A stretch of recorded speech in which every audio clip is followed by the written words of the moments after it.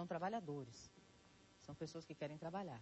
A gente compreende, o reordenamento é bom, reorganizar, reformular, transmutar é maravilhoso. Mas são trabalhadores. São trabalhadores. Tem muita gente precisando de polícia em outras regiões da cidade. Bem, amanhã é o Dia Nacional da Educação e vai ter palestra de graça. Depois eu trago mais detalhes, porque agora o assunto é o imposto de renda. Imposto de renda, Adilson Matos, da Receita Federal, tudo bem? Tudo bem. Bom dia, como vai? Tudo bem. Bem, nós separamos algumas perguntas de telespectadores a respeito da declaração do imposto de renda. O prazo é até sexta-feira agora, só faz pela internet. Já posso chamar as perguntas? Vamos ouvir. Em primeiro lugar, eu queria saber uma coisa.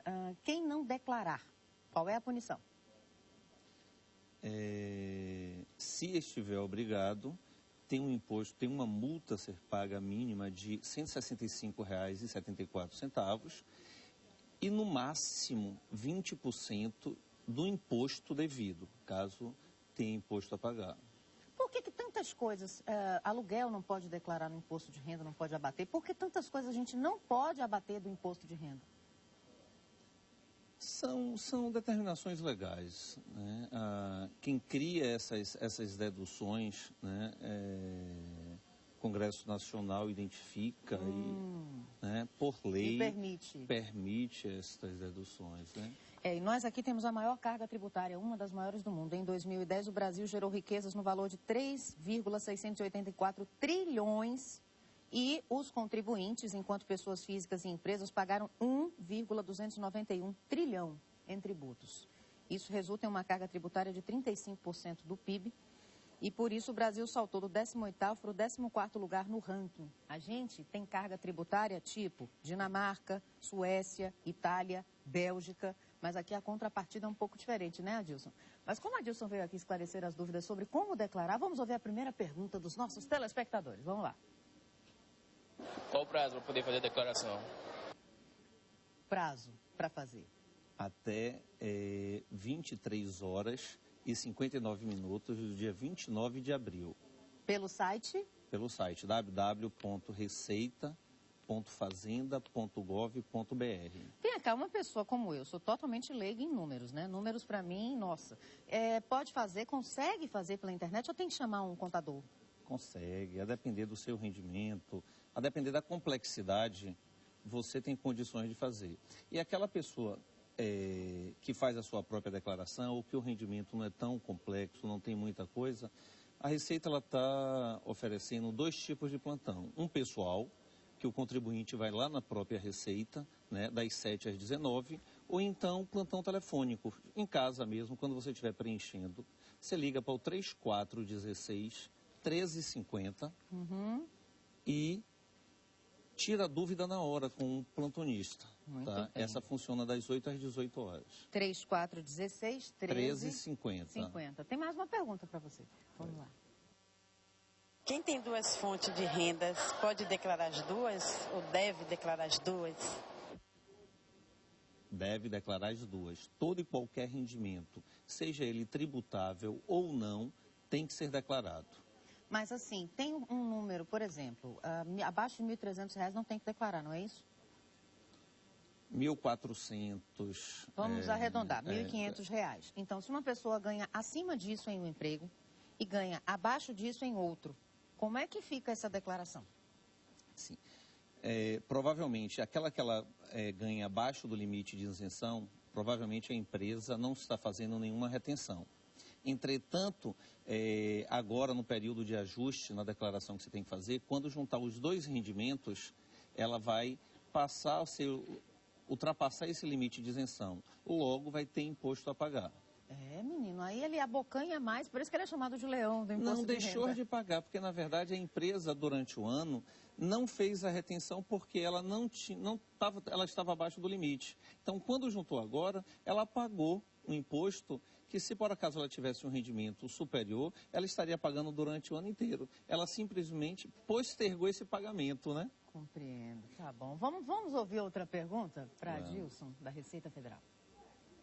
Eu recebi uma intimação dizendo que eu caí na malha fina. O que eu devo fazer? Boa pergunta. Ver quais são os documentos que estão sendo pedidos nessa intimação, comparecer à Receita das 7 às 19 horas, munido com os documentos que foram solicitados, pegar uma senha para o serviço de malha e entregar esses documentos. E se não fizer isso? Se não fizer isso, a malha que vai analisar a declaração dele vai entender que ele não possui os documentos e vai proceder conforme seja o caso, né? Ou glosando alguma despesa, ou incluindo algum rendimento que, por acaso, a malha tem identificado. Compreendo. Tem mais pergunta? Vamos ouvir mais uma pergunta para o senhor. O que é que a gente pode deduzir no imposto de renda? Vamos. Previdência oficial. O que é previdência oficial? O INSS. INSS. Previdência privada. Despesa com instrução. Despesas com dependentes. Despesas médicas. Livro caixa para o profissional autônomo. E pensão alimentícia, em função de sentença judicial ou acordo homologado na Justiça. Chegou uma pergunta. Pode-se retificar a declaração, mesmo depois de encerrado o prazo, dia 29? Pode. Quantas vezes? Chama a atenção que, uma vez optado pelo simplificado ou completo, até o dia 29, até o prazo final, você pode alterar, inclusive, a forma, o modelo, para simplificado, para completo, completo para simplificado. Após o prazo findo, você pode continuar retificando. Entretanto, não pode mais mudar essa opção. Uma vez completo, você vai retificar 1, 2, 3 vezes, mas sempre no modo completo. Estão me perguntando aqui se para fazer essa retificação tem que pagar. Não. Chama a atenção, Daniela, o seguinte. O contribuinte que ainda não conseguiu todos os documentos, tá faltando algum elemento para fazer a sua declaração, né? Não espere passar o prazo para depois entregar. Entregue a sua declaração do jeito que está, nem que seja em branco a sua declaração. Providencie os documentos e depois retifique. Só não pague multa. E se a pessoa receber, por exemplo, uma conta para pagar do imposto de renda e ela não tem condição, porque ela não estava esperando essa conta? Eu sei que pode dividir até 8 vezes, mas e como é que fica a situação? Porque a pessoa faz um planejamento, aí digamos que não esteja atenta. E aí quando vem no final da declaração do imposto de renda, você tem que pagar tantos R$1.000. E aí, tem alguma alternativa para quem não tem esse dinheiro disponível? Olha só. O parcelamento na declaração, quando você faz, são essas 8 vezes, tá? Entretanto, você entregou sua declaração e gerou um imposto a pagar acima da sua capacidade nesse momento, né? Esse valor, esse crédito tributário, esse imposto, ele vai ficar nos sistemas da Receita Federal e no momento seguinte você pode fazer um parcelamento em número de parcelas maior do que do que 8 vezes. Então tem que esperar mesmo, né? Sim. Edmar Jorge diz que o pai dele perdeu o documento que informa o valor da restituição que tem a receber. Nesse caso, que órgão ele deve procurar para tirar a segunda via? Do documento?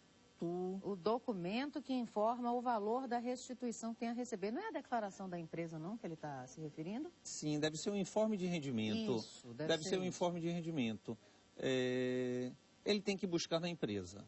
É a empresa que informa para a Receita, né, através de uma declaração chamada DIF, e essa empresa ela está obrigada a entregar o informe de rendimento para o empregado. Então, ela tem que voltar à empresa e pedir à empresa esses dados. Esse é um exemplo. Caso ele não consiga, se a empresa não tiver, entregue a sua declaração e depois ele retifica. Muito bem. Adilson Matos, da Receita Federal, está esclarecendo ao vivo algumas dúvidas. Tem mais uma pergunta para o senhor. Vamos lá. Quando é que a gente tem imposto para pagar? Pode repetir?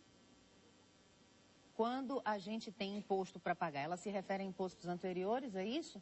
E aí tem que fazer o quê? Tem que declarar o anterior para depois partir para o próximo, não? Sim, se ela já declarou e tem imposto a pagar e entra naquela pergunta que você falou, aí ela tem, se essa dívida ela é abaixo de R$500 mil, ela vai fazer esse parcelamento via internet mesmo, tá? Ela vai criar um código de acesso. Caso seja esse valor superior a R$500 mil, ela vai comparecer à Receita Federal e fazer o parcelamento normal.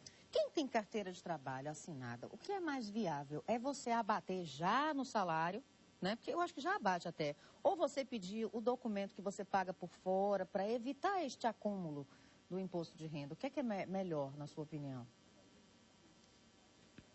Olha, uma vez você recebendo um rendimento que está acima do limite de isenção, você não tem muita essa opção. A empresa está obrigada a fazer a retenção. Né? Obrigada a fazer a retenção. Caso seja esse rendimento menor do que o limite, a empresa ela vai te pagar aquele valor líquido sem nenhuma retenção. Quando juntar com o outro rendimento, aí tributa. Vamos então correr, não perde o prazo, porque tem que declarar.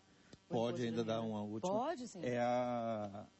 Quem tem imposto a pagar, o prazo de entrega é dia 29 até 23 horas e 59 minutos. Entretanto, quem tem imposto a pagar, não deixa para entregar, porque o horário de pagamento é o horário bancário. E banco fecha 4 horas. Então, às vezes, a pessoa fica, não, tenho até meia-noite para entregar a declaração. E esquece que tem que pagar imposto, acaba perdendo o prazo e acaba pagando juros. Tá bom, a gente só espera que algum dia, esperamos, a evolução acontece, o progresso acontece, que algum dia esse dinheiro seja revertido para nós mesmos, cidadãos brasileiros. Obrigada por ter vindo, viu? Até a próxima. Bom trabalho para você. Obrigado. Agora eu vou chamar o colega Vinícius Cunha. Vinícius. Aqui na praia de Pitanga, onde está a expectativa aí para a finalização dos trabalhos aqui da Polícia Federal, com os órgãos da Prefeitura de Salvador, para a demolição das barracas que estão aqui na orla de Pitanga. E a expectativa maior é justamente com a chegada da polícia aqui das barracas que, segundo a Prefeitura de Lauro de Freitas, está situada, as barracas estão, situadas na região metropolitana, na cidade da região metropolitana, e não em Salvador, que justificaria aí a não demolição, justamente por não estar no município da capital baiana, como determina aí a ordem judicial. Então, a prefeita Moema Gramacho disse que está tentando negociar junto com a Justiça e a Polícia Federal para a não demolição, disse que ela não vai deixar o local, e aqui a gente está esperando aí a chegada das equipes para que seja feito esse trabalho aqui. A expectativa é grande, ao todo são 35 barracas que vão ser demolidas em toda a orla de Pitanga. Pois é, e aguardamos que tudo seja feito da melhor maneira, pacificamente. São 8 horas e 37 minutos. Essa é a região de Lauro de Freitas, barracas de Ipitanga estão sendo retiradas. A prefeita da região está no local, todos os comerciantes, a imprensa. No decorrer da programação da TV Itapuã, você vai saber o resultado aí dessa demolição, o resultado dessa operação para retirar as barracas de Ipitanga. Isso é para requalificar. Tomara que tudo seja feito da melhor maneira possível. Agora eu vou saber os informes do Hoje em Dia com Marcos Pimenta. Bom dia, Marcos. Olá, Dani, bom dia. Inclusive, você estava mostrando aí a retirada das barracas de Pitanga. Hoje em Dia vai acompanhar a cobertura deste caso, inclusive resgatando o caso dos barraqueiros de Salvador. Como é que eles estão vivendo hoje? O drama desses barraqueiros que não tem para onde ir, principalmente em Salvador, e agora, hoje, a retirada das barracas de praia de Pitanga. Além disso, vamos também falar de segurança, a falta e a insegurança que as pessoas, principalmente motoristas de ônibus, principalmente táxi, enfrentam em Salvador. No final de semana, um taxista morreu e despertou, fez com que chamasse a atenção a questão da segurança envolvendo os taxistas. Dá só uma olhada. E se dá medo parar numa sinaleira, imagine para quem trabalha colocando desconhecidos dentro do carro. Nesse final de semana, um taxista foi mutilado por um assaltante que se passou por passageiro e praticou latrocínio, roubo seguido de morte. Então, aqui no estúdio do Hoje em Dia, Dani, vamos ter o pessoal do Sindicato dos Taxistas falando, contando histórias e os números dessa violência. Além disso, também a gente vai estar resgatando o caso das duas irmãs que estão desaparecidas até hoje, completa 30 dias. E lá, no bairro onde elas moram, impera a lei do silêncio. E olha só o que o amigo, o que o vizinho comentou sobre o caso delas. Pimenta, a gente vai deixar para assistir na hora mesmo, já está no finalzinho. Obrigada. Então, okay. Ótimo dia para você, um abração e até amanhã às 6h30, hein? Te espero. Até lá.